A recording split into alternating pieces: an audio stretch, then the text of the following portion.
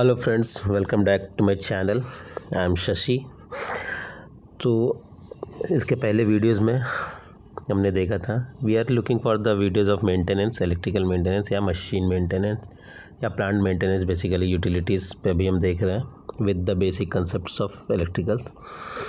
हमने डीजी देखा, ट्रांसफार्मर देखा, ट्रबल शूटिंग देखा, प्रॉब्लम्स क्या आते हैं and how to tackle the problems. So now we are going to discuss the very important concept जो कि सबको आना ही चाहिए and the mostly asked question in the interview, what is star delta starter, why it is used. And बहुत जगह अगर आप 3 साल अप्रॉक्स एक्सपीरियंस है, 3 साल 4 साल, तो they often give you the two draw the power diagram or control diagram of the star delta starters. So this is the most important concept in the field of maintenance कि क्या होता है star delta starter and क्यों use करते हैं और कैसे उसकी वायरिंग करते हैं, बेनिफिट्स क्या है उसके। So before moving forward, request everyone to please like the video, subscribe the channel and share if you like the video. So let's move ahead. So first of all, what is most induction motors are started directly online, but when very large motors are started that way, they cause disturbance of voltage on the supply lines due to large starting current surges. तो जो छोटे Motors रहते हैं उनको हम direct online starter के through directly on कर देते हैं, बट जब मोटर बड़ा रहता है तो उसका इनरश करंट काफ़ी ज़्यादा होता है, जो कि पावर लाइंस के लिए भी हार्मफुल है और मोटर के लिए भी हार्मफुल है। तो स्टार्टिंग करंट होगा, वोल्टेज ड्रॉप सडन होगा, लार्ज सर्ज होगा करंट का, वाइंडिंग्स चलने का, और अगर वोल्टेज ड्रॉप बहुत सडन होगा तो उसके अकॉर्डिंग हमको पावर सिस्टम डिज़ाइन करना पड़ेगा जो कि बहुत बल्कि और हेवी हो जाएगा। और अगर नहीं करते हैं तो फिर चांसेस रहता है कि पावर जहाँ से आपका सप्लाई आ रहा है that could cause electric fire और anything. So to overcome this challenges, तो बड़े मोटर को स्टार्ट करने के लिए we prefer the star delta starter. To limit the starting surge current, large induction motors are started at reduced voltage and then have full supply voltage reconnected when they run up to the near rotated speed. मतलब जब near rotated speed मतलब 90% approx जो अपने वो synchronous speed में आ जाती है, तब फिर वो स्टार टू डेल्टा होता है. And this process is the reduced voltage method, इसको बोलते हैं रिड्यूस्ड वोल्टेज मेथड, इसको बोलते हैं इस प्रोसेस को the starting of the star delta motor starter.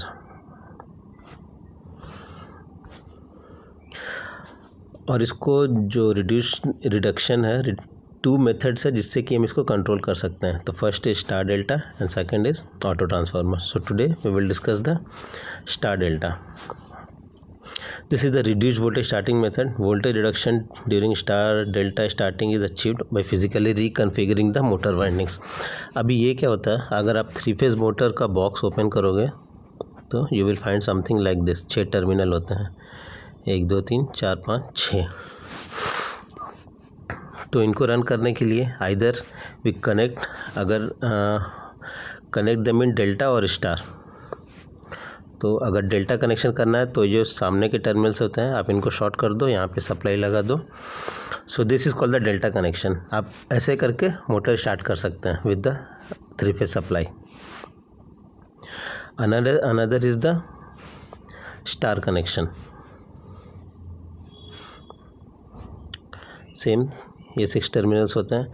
Star में क्या होता है, आप जो सामने के 3 कॉन्टैक्ट्स रहते हैं उनको आप शॉर्ट कर दो और यहाँ पे आप 3 फेज सप्लाई लगा दो तो भी आपका मोटर स्टार्ट हो जाएगा. बट हेवी मोटर्स में क्या, बेसिक प्रिंसिपल क्या है स्टार डेल्टा का, कि आप स्टार में करो, फिर जब ये नियर सिंक्रोनस स्पीड में आएगा तभी मोटर बंद करके आप डेल्टा में कनेक्ट करो. तो this is physically not possible at all. तो इसको ही ओवरकम करने के लिए स्टार डेल्टा करते हैं कि ये ऑटोमेटिक पहले स्टार में स्टार्ट हो, उसके बाद जब अपना स्पीड पकड़ लेगा तो अराउंड 9 to 10 सेकेंड्स के बाद, जितना टाइमर से सेटिंग रहता है, उसके बाद ये डेल्टा में गिरेगा. सो यही मैनुअल प्रोसेस को ऑटोमाइज किया जाता है with the star delta starter. इसका एडवांटेज क्या है कि इसका जो इनरश करंट है that is approx 1/3 of the DOL starter. 1/3 current ये स्टार्टिंग में लेगा एंड तो करंट कम होगा तो इसका जो टॉर्क जनरेट है वो भी स्टार्ट में will be reduced by A factor of 3।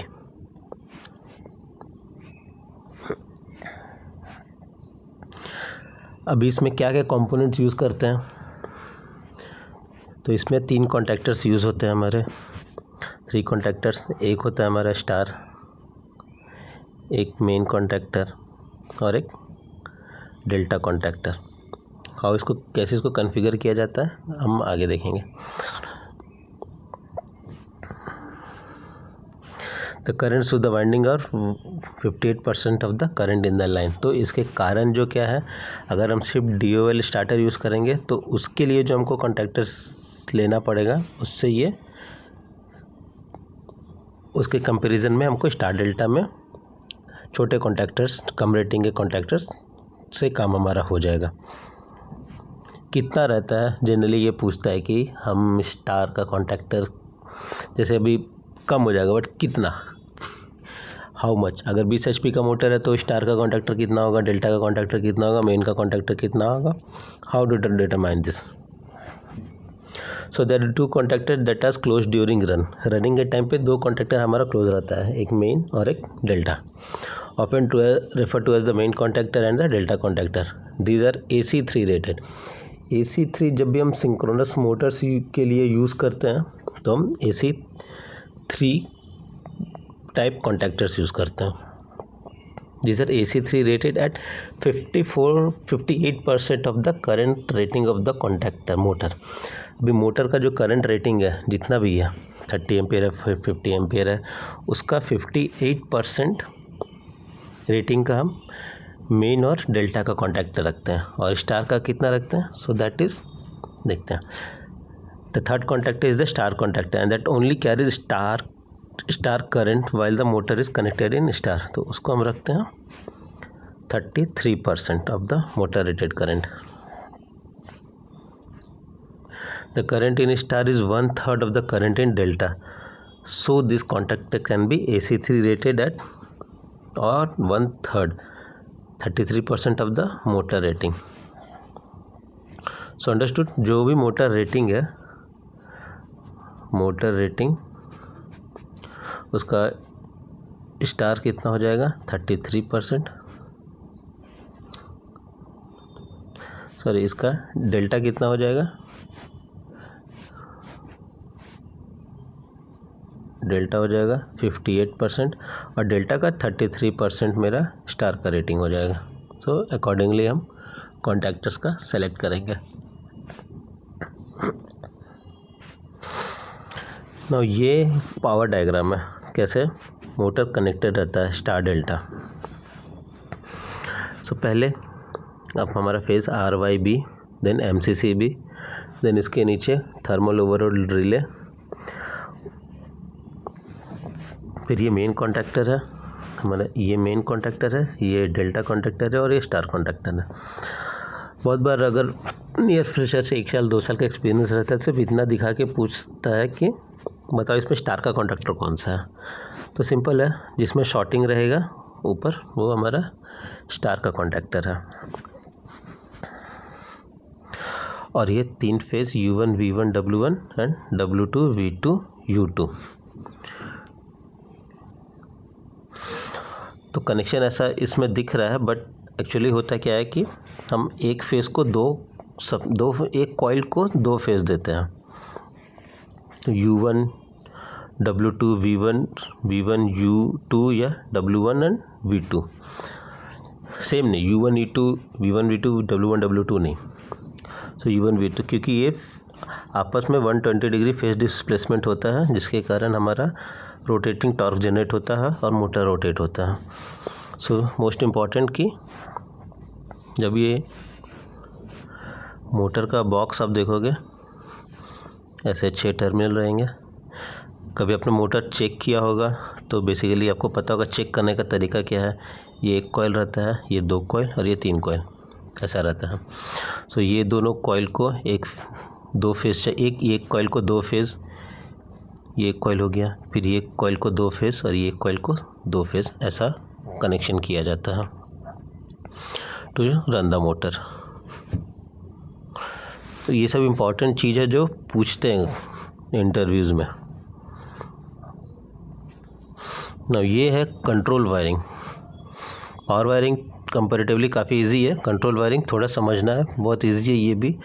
But इसमें क्या यूज़ करते हैं हम, एक MCB सिंगल फेज़ का, सिंगल पोल का फिर thermal overload relay, stop push button, start push button, timer and contactors, और उनके ऑक्सिलरी कॉन्टैक्ट्स हैं हम इंटरलॉकिंग करके वायरिंग करते हैं। इसमें होता क्या है, जब भी आप स्टार्ट करोगे तो पहले स्टार का कॉन्टैक्टर ऑन होगा and then main contactor star and main. फिर आपका जो प्री डिफाइंड टाइम रहेगा 9 सेकेंड 10 सेकेंड्स, उसके बाद स्टार का कॉन्टैक्टर डिस्कनेक्ट हो जाता है और फिर मेन एंड डेल्टा, ये बहुत ही विद इन माइक्रो सेकेंड्स काम होता है, with in fraction of seconds. ये बहुत फास्ट प्रोसेस है, स्टार टू डेल्टा ये कन्वर्ट हो जाता है। अब ये करंट कैसे फ्लो करता है, we will look into this, कैसे होता है ये। थर्मल ओवरलोड रिले हो गया, स्टॉप पुश बटन हो गया, ये स्टार्ट का NO हो गया। ये हम यूज़ करते हैं फॉर होल्डिंग। अभी हमको कंटिन्यूस कौन सा कॉन्टैक्टर चलाना है, मेन कॉन्टैक्टर हमारे स्टार में भी चलेगा, डेल्टा में भी चलेगा। तो हम मेन का NO कॉन्टैक्ट को हम यूज़ करेंगे होल्ड करने के लिए, क्योंकि पुश बटन हम दबाएंगे, दबा के तो नहीं रखेंगे, दबाएंगे तब तक करंट फ्लो होगा, फिर हम पुश बटन दबा के छोड़ देते हैं, तो अगर ये होल्ड नहीं रहेगा तो छोड़ देंगे तो मोटर बंद हो जाएगा। तो ये होल्ड करने के लिए कि सप्लाई यहाँ से कंटिन्यूस होते रहे, इसके लिए हम जो मेन कॉन्टैक्टर है उसका NO यूज़ करते हैं होल्डिंग सर्किट के लिए। अब यहाँ पर जो दिखाया डायग्राम में, यहाँ पे फेज़ है, यहाँ पे फेज़ है, मतलब ये जो इसका कॉइल है ये 440 वोल्ट का है। जनरली 230 रहता है, कुछ भी यूज़ कर सकते हैं, कंट्रोल डिपेंड करता है आपका, आपने ट्रांसफार्मर यूज़ किया हुआ है नहीं यूज़ किया हुआ है, या कौन से रेटिंग का ट्रांसफार्मर यूज़ किया है। जनरली हम यहाँ पे फेज़ यहाँ पर न्यूट्रल रखते हैं, तो बिकॉज़ ये पॉइंट्स कॉमन है तो इनको डायरेक्टली हम एक जो कॉन्टैक्टर देखेंगे उसमें A1 A2 A1 A2 A1 A2 ऐसा रहेगा। तो हम सबको समझ लो A2 में कनेक्ट कर दिया हमने एक फेज़, तो एक सप्लाई तो उसको चला गया है। अभी कॉन्टैक्टर काम कैसे करता है, जब भी A1 और A2 उसमें फेज़ या न्यूट्रल या फेज़ और फेज़ जब दोनों मिलता है तब वो उसमें जो मैग्नेटिक फील्ड जनरेट होता है वो पुल करता है अपने और कॉन्टैक्ट्स को, तब हमारा कॉन्टैक्टर लग जाता है, जिस टाइप से आवाज़ आता है खट करके ऐसा। सो अभी एक हो गया है, अब दूसरा हम यहाँ से देंगे, एक फेज़ यहाँ से लिया, ये थर्मल ओवरलोड रिले के NC से, पुश बटन के NC से यहाँ तक इजी है, करंट यहाँ पे पहुँच गया है। अभी जैसे ये पुश बटन दबाएंगे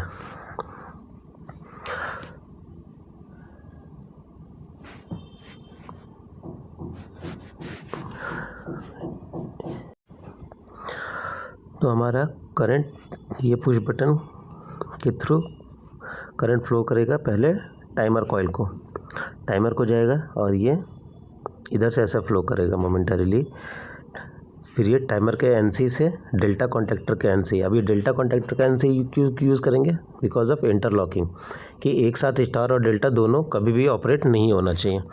तो डेल्टा के NC से हम स्टार कॉइल को देंगे। अभी स्टार का कॉइल हमारा एक्टिवेट हो गया, इधर से भी फेज़ मिल गया, इधर से भी फेज़ मिल गया, स्टार का कॉन्टैक्टर लगेगा तो इसके कॉन्टैक्ट चेंज हो जाएंगे, दो NO NC हो जाएगा, NC है वो NO होगा। तो स्टार के NO से हमने यहाँ पे ये दिया है, स्टार का NO है, ये NC होगा, और साथ ही साथ M3 को भी सप्लाई मिलेगा, मतलब main coil, main contactor star होगा और मेन कॉन्टैक्टर हमारा ऑन हो जाएगा, स्टार और मेन इसमें एक साथ ऑन हो गया ऐसा। तो जो मेन ऑन होगा तो मेन का भी कॉन्टैक्ट चेंज हो जाएंगे, NO NC हो जाएगा और यहाँ भी NONC होगा और ये हमारा कॉइल होल्ड हो जाएगा। अभी हम इसको छोड़ देंगे तो हमारा करंट यहाँ से फ्लो करना शुरू करेगा सर्किट में।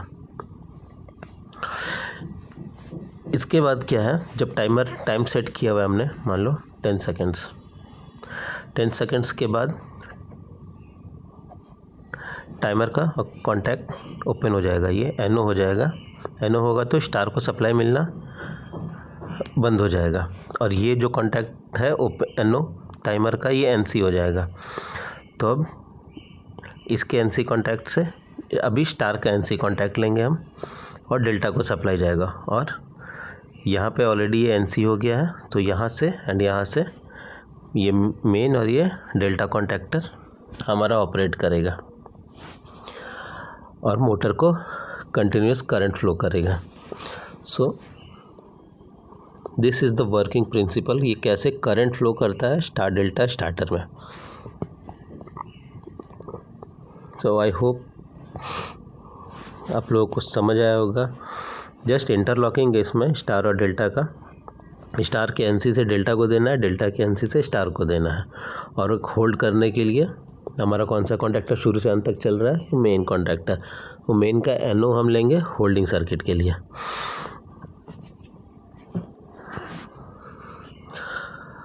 और टाइमर अपना जो काम है 9 सेकेंड 10 सेकेंड, जनरली 9 या 10 सेकेंड सेट रहता है स्टार डेल्टा में। उतने सेकेंड के बाद टाइमर स्टार को बंद करता है एंड दैट डेल्टा को चालू करता है। So this is the control wiring of star delta starter. Hope you have understand. There are multiple diagrams, but अगर आप फ्लो देखोगे करंट का तो you will get the idea कि कैसे स्टार डेल्टा स्टार्टर काम करता है। So if you have any questions regarding this, or you have any suggestions regarding this, or you want some particular topic to be covered, do write me in the comment box. Thank you. Have a nice day. Bye bye. And do like the video.